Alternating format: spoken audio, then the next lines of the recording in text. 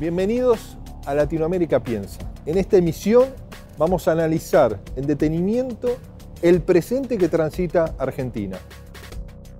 Los mercados, los grandes ganadores de las políticas implementadas por este gobierno en sus casi 3 años de gestión, quieren más. No responden al requerimiento del gobierno. Los grandes perdedores, la inmensa mayoría de los argentinos. Estamos en una crisis profunda de un gobierno que no escucha y que se encierra en sí mismo.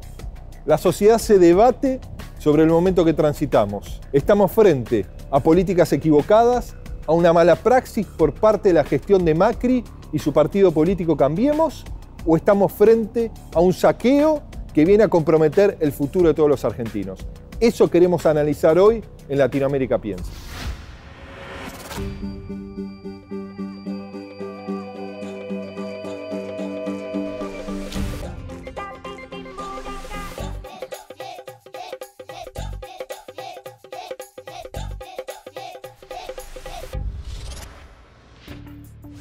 El Banco Central de Argentina ha anunciado 2 fuertes medidas para contener la escalada del dólar. Por un lado, ha aumentado la tasa de la política monetaria de un 45 a un 60% y por otro, incrementó en 5 puntos porcentuales los encajes para los grandes bancos. Cuando tocó los 40, cuando nosotros apenas empezamos el programa, los rostros eran adustos. Después empezó a bajar, llegó a 38 por lo menos en esta casa de cambio. Sí. Ahora con 41, con 50, me imagino que las caras de los transeúntes deben ser muy parecidas a las caras de los camarógrafos y de la gente que está en el piso, azorados. Significa un aumento de costos infernal para muchos sectores productivos, una caída muy violenta del consumo interno, una economía que únicamente puede funcionar en base a las cadenas exportadoras, pero no son justamente las cadenas exportadoras las mayores creadoras de empleo, y un mercado interno que va a estar absolutamente deprimido. El mercado no confía en la política económica.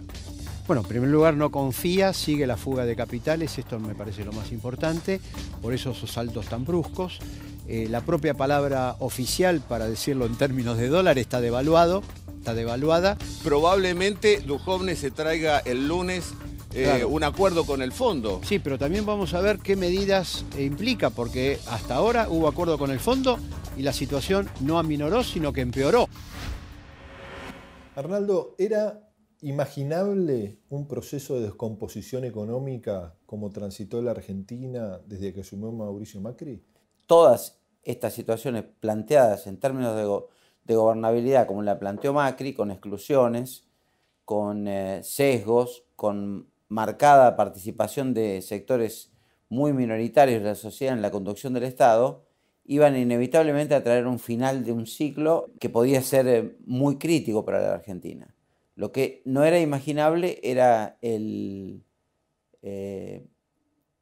lo que la ciencia política a veces llama la falta de calidad de la administración del Estado. Yo creo que se sobreestimó la capacidad de conducción de esta gente porque eran empresarios exitosos y se subestimó la relevancia de la complejidad de la sociedad argentina una vez que transmite parte de su tensión al interior del Estado. ¿Por qué pensás que el gobierno puso el foco casi con exclusividad en la reducción del déficit fiscal primario y no en el déficit de la balanza comercial, en la restricción de dólares, que ha sido el principal problema de los distintos procesos políticos y económicos modernos de nuestro país? Bueno, primero porque el déficit fiscal fue la consecuencia de su propia mala gestión en la primera etapa de gobierno. Macri pensó que acercándose a Estados Unidos, contando con un aval que no creo que muy pocos casos dio Obama de la manera que se lo dio a la Argentina, eso le generó un negocio gigantesco a Wall Street, que fue donde colocó la totalidad de la deuda argentina, 170.000 millones de dólares, un gran negocio que no colocó casi nadie en el mundo. Entonces, en ese contexto, pensó el gobierno que podía hacer un programa gradualista en función de los objetivos que perseguía. El programa gradualista no lo pudo conducir y a partir de un determinado momento se hizo muy pesado los intereses de la deuda externa y los vencimientos de deuda para el presupuesto público. Entonces la alternativa era acelerar el proceso de reducción del gasto. puso centralidad en el tema del Estado, porque el Estado también era algo que había que subordinar al interés privado. En el ámbito del sector externo, la apertura era parte de la ideología. No podía ser un problema lo que para ellos era una virtud. De tal manera entonces que la apertura comercial, la apertura financiera, la necesidad de desarmar el cepo con la idea de tener apertura e ingreso y egreso de capitales, pero que se convirtió en un puente a la fuga de capitales hacia la acumulación de esos dólares en el exterior, es parte de la ideología del gobierno. ¿Vos te diste cuenta cómo me armaste la oración? Tenemos la responsabilidad de evitar una supercrisis, una megacrisis. No me dijiste, Ale, no hay ninguna posibilidad de megacrisis. No, no hay ninguna posibilidad porque estamos trabajando para evitarla. Si no hay ninguna posibilidad, no trabajás para evitarla. Bueno, trabajamos todo el día para que no haya ninguna posibilidad. Entonces, ¿no hay posibilidad de terminar como el 2001? No, ninguna posibilidad. Lo más importante es pongámonos a trabajar, pongámonos con racionalidad, pero sobre todo con la enorme tranquilidad y la satisfacción entre todos los argentinos que hemos salido de la zona de crisis económica. Sé perfectamente todas las cosas que deben estar pensando y sintiendo. Y las sé porque yo también lo siento. Por eso voy a explicarles por qué estamos pasando lo que estamos pasando.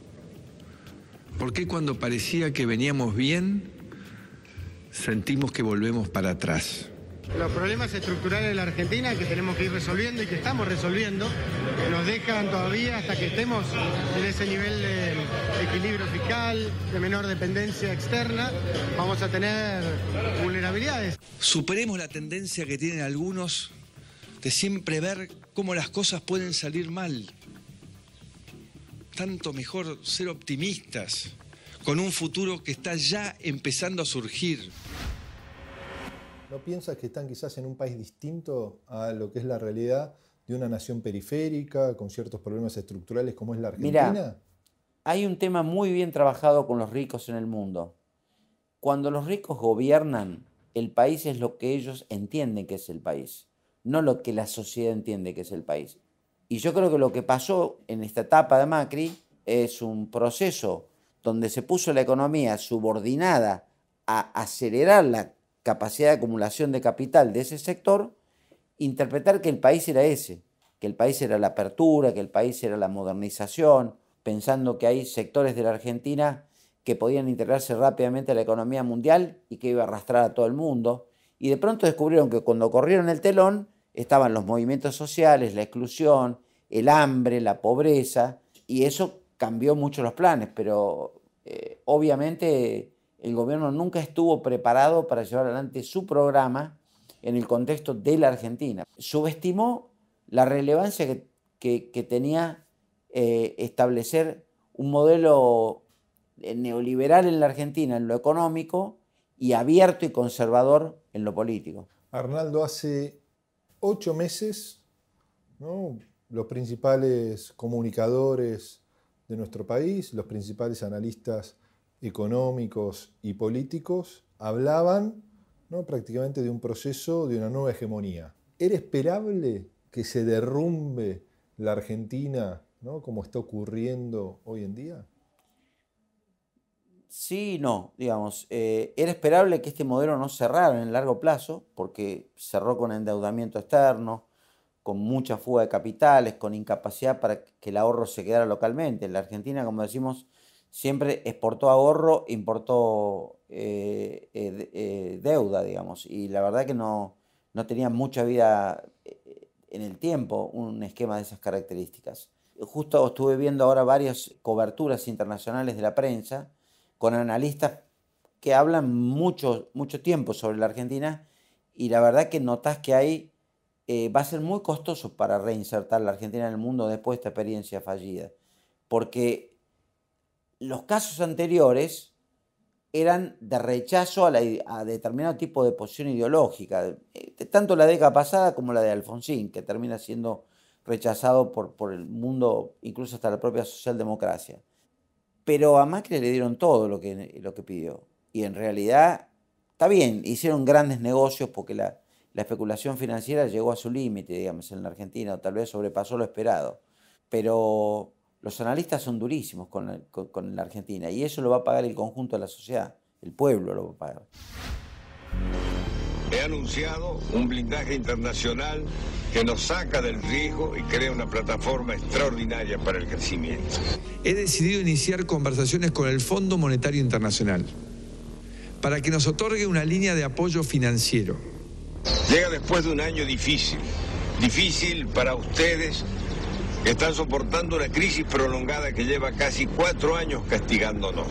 Esto nos va a permitir fortalecer este programa de crecimiento y desarrollo, dándonos un mayor respaldo para enfrentar este nuevo escenario global y evitar crisis como las que hemos tenido en nuestra historia. Es un éxito para mí como presidente y para todo el pueblo que se beneficiará, porque a partir de esta extraordinaria operación económica podremos crecer espectacularmente y comenzar a generar los empleos que necesitamos.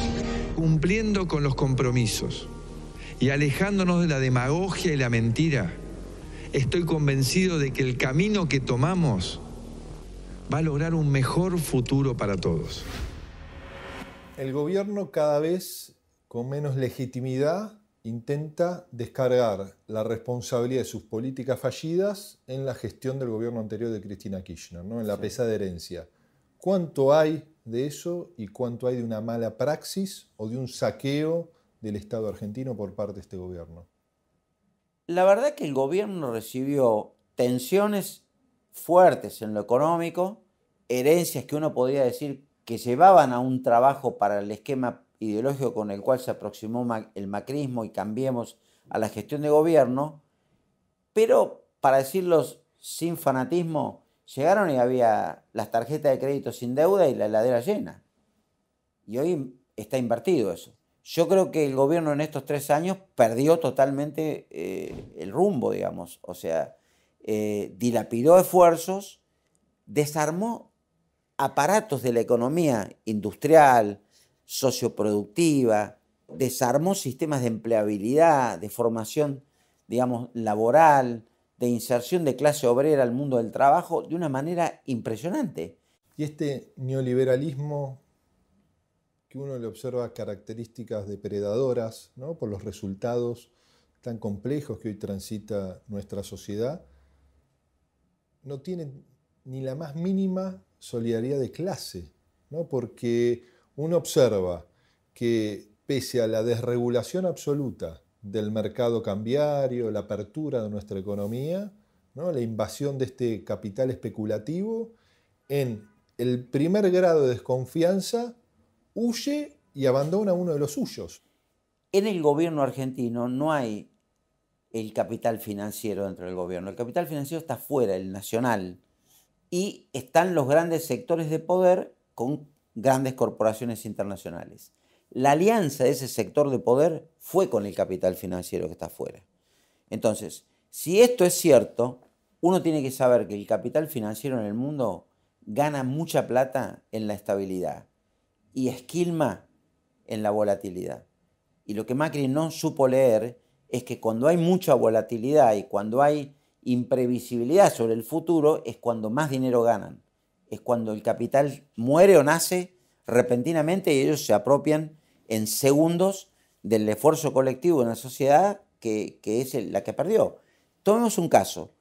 Hubo un día que se vendieron 300 millones de dólares de parte del Banco Central y en la última media hora el dólar se devaluó 10% en media hora. Bueno, hay alguien que se ganó 30 palos verdes ese día. En media hora.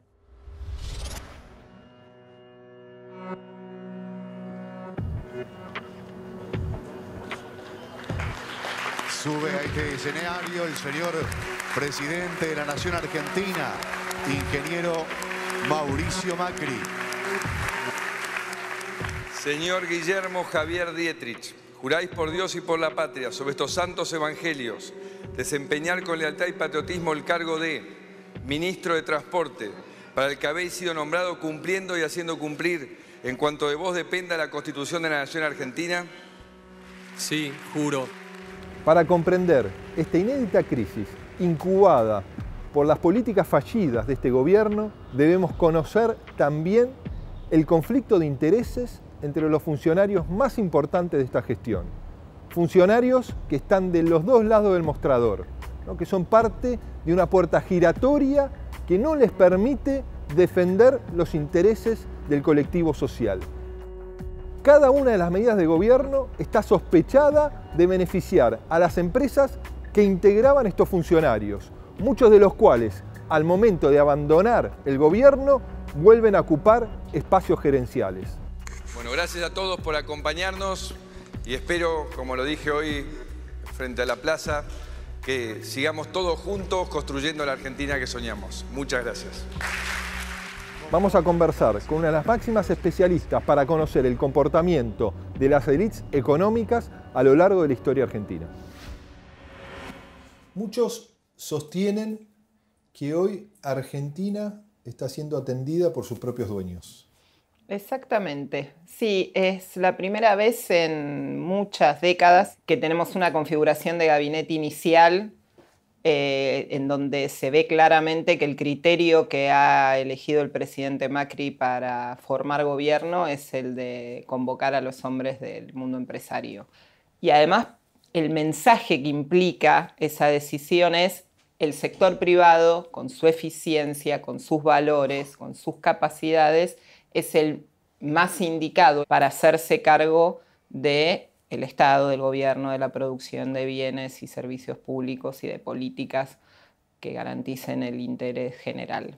¿Y es posible para un funcionario, al momento de la toma de decisiones, no pensar en favorecer al sector empresario? Claro, ahí se da un abanico de posibilidades, desde el elemental que sería la captura cultural de la decisión pública, porque ese sector privado tiene un conjunto de valores y de pautas relacionados con los intereses a defender que está muy sesgado y hay miradas muy particulares sobre ese sector desde ese sector. Y también hay una mirada muy particular de lo que es el Estado, que cuando estás en el sector te aparece como el gran regulador.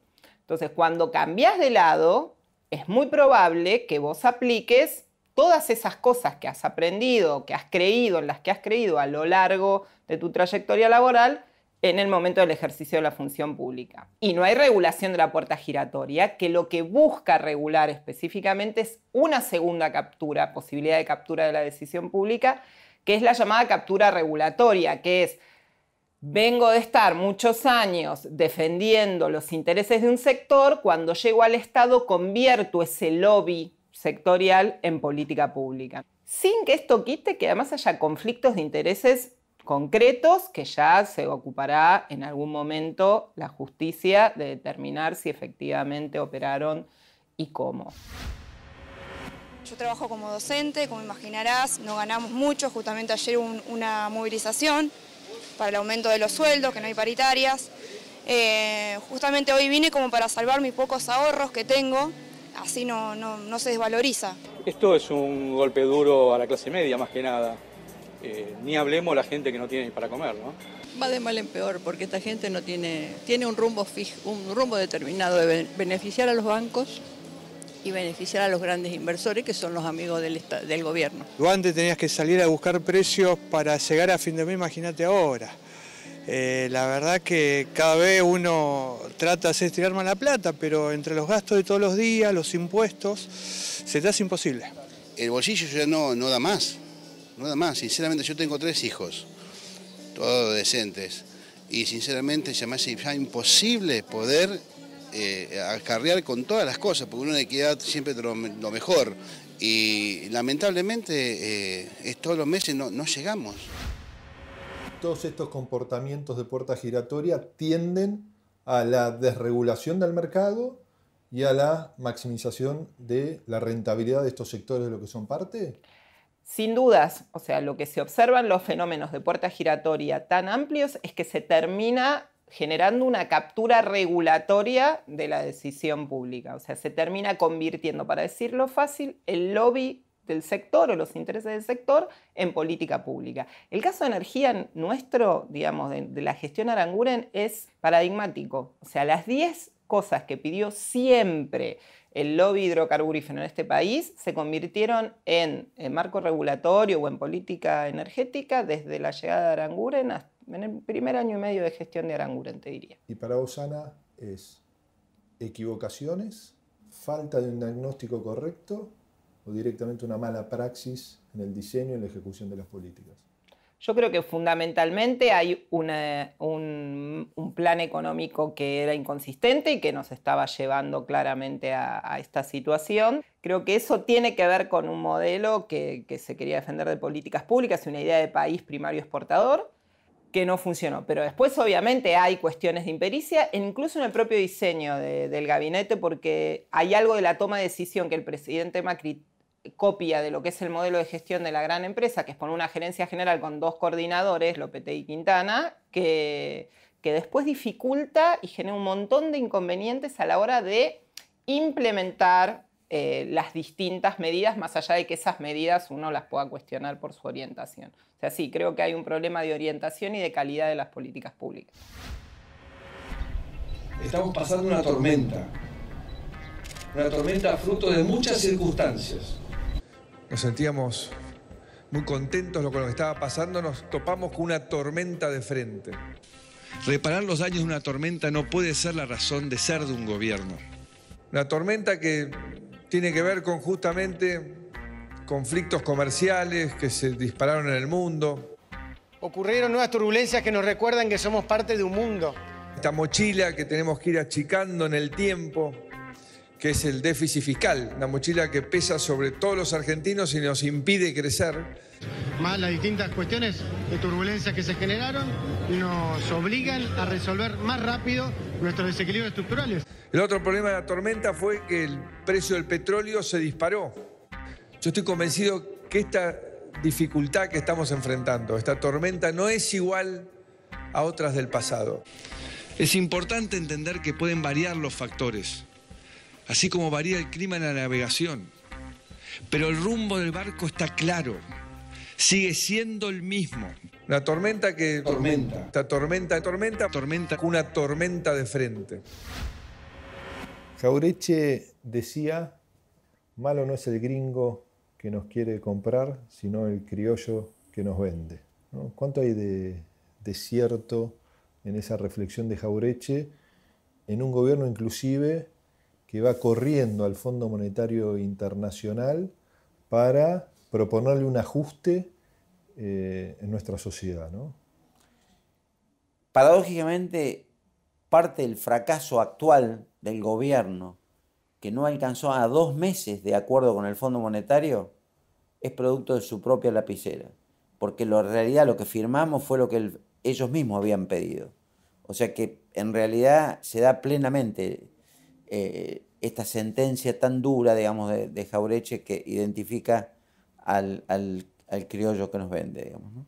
Y en esa incertidumbre, quizás lo que más dramatismo generan en las familias argentinas es la sensación que lo peor todavía está por venir. Gobierne quien gobierne, hay que hacer cambios económicos profundos. Vos tenés 10-15% de la sociedad que se apropió 3,5 puntos del Producto Bruto. Estamos hablando que por año se llevaron 15 a 20 mil millones de dólares. Entonces, en algún punto tenemos ventajas porque hay informaciones, hay bases de datos. Me imagino que así como un día la Revolución Francesa fue hacer nacer la democracia con un pacto con el Estado a través de la revolución de los impuestos, y los impuestos tendrán que ser llamados a jugar un papel importante en una democracia social futura, digamos. Y este gobierno puede implicar también un aprendizaje no solo para los argentinos, sino también para los sudamericanos, de lo que esta nueva oleada de políticas neoliberales pueden generar en nuestras naciones. Y la verdad que si hay un derrumbe de estas características y fracasa este proyecto, deja de ser un efecto de demostración y se convierte en un proceso inverso de atracción, más bien de rechazo de ciertos sectores. Por lo menos en la Argentina sería un fracaso importante, dejaría de ser ese espejismo bobo que hay en una parte de la sociedad que cree que imitar a los sectores más prósperos trae beneficios. En este caso está claro que no, digamos.